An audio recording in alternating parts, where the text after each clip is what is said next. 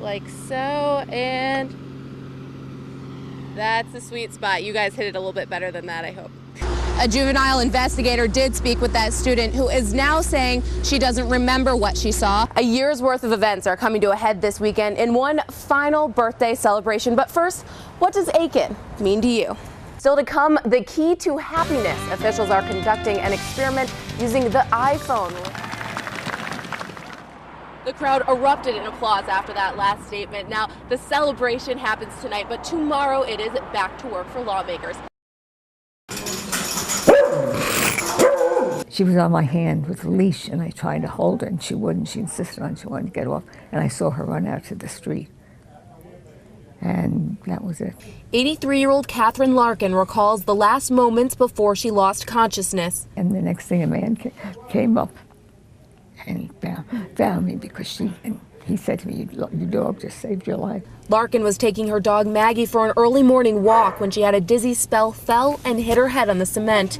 Maggie got loose and started running around the neighborhood, and that's when someone called animal control. When I attempted to capture the dog pretty much barked at me and ran off. Animal Control's Jeff Wilson followed Maggie. I pulled in the driveway, and when I approached the dog, I looked over, and about 10-15 feet from the dog was the owner. Ms. Larkin was found right here next to her car. This home is at the very end of this drive, and it would have taken a long time for anyone to find her. Oh, I think the dog's a hero. I really do. That dog either needs a medal or a big fat steak. I tell you, she'll probably prefer the good steak. Larkin now knows the reason for her fainting spell was a heart issue and is scheduled to have surgery. But all she's thinking about is getting back to her companion. Just how special she is. And she'll get rewarded when I get home. In Aiken, Christine O'Donnell reporting.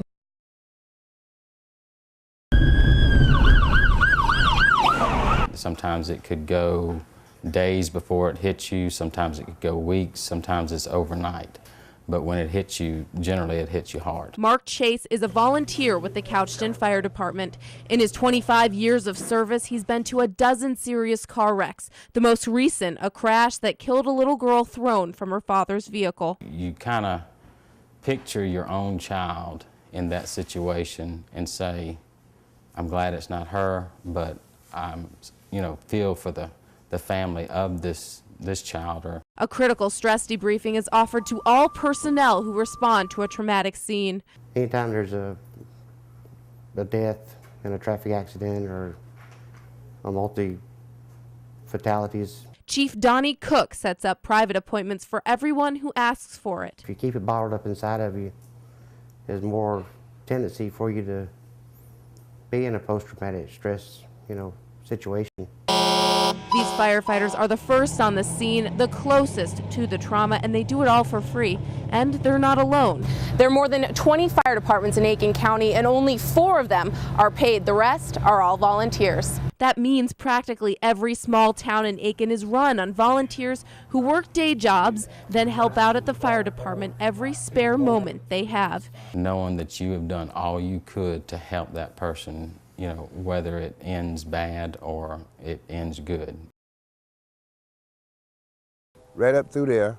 Edwin Walker was taking this path behind the North Augusta Walmart when he saw 2 security guards running towards him. I started turning around and go back because I didn't know what was going on.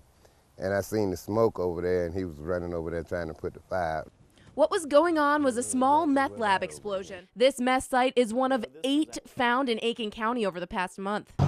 Popping up all around the county. This undercover investigator is not allowed to show his face because of his job, but says the number of meth labs in the area is increasing. And with all the chemicals that go into making meth, exposure is a serious issue. You're looking at a very highly explosive environment. So any neighboring houses to meth labs are very likely to be in danger. He says even the smallest meth lab can leak chemicals and endanger people who live, work, or shop nearby. Some of these gases, as far as phosphine gas being released, they can be fatal within seconds.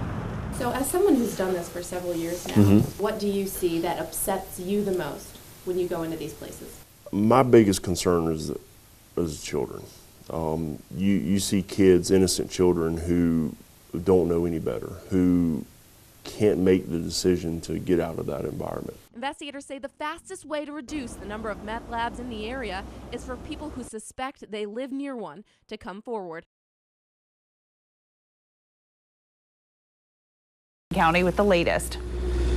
Paige, everything is calm here at Red Cliff Elementary School now, but just a few hours ago, the traffic on Atomic Road was chaotic as parents came in looking for their children, making calls, trying to find out where they were and what was going on. Now, the initial 911 call came in around 2 o'clock this afternoon. School gets out at 2:15, so this all happened very quickly. We're told a third grader told her teacher she saw a man with a gun. The school went immediately into lockdown mode, and law enforcement showed up minutes later to do a sweep through the school, but found nothing. Still, parents and staff say they are very concerned about the security and the turn of events at the school. Like, just not even just as a parent in general, that maybe we should have got some emergency notification. It really shook my inside up. I have 2 grandkids in there. I have 2 nieces and a nephew that are in there. A juvenile investigator did speak with that student who is now saying she doesn't remember what she saw. Coming up for you tonight at 11 o'clock, we'll have more about security concerns at the school. For now, we're live in Aiken County. Christine O'Donnell, 26 News.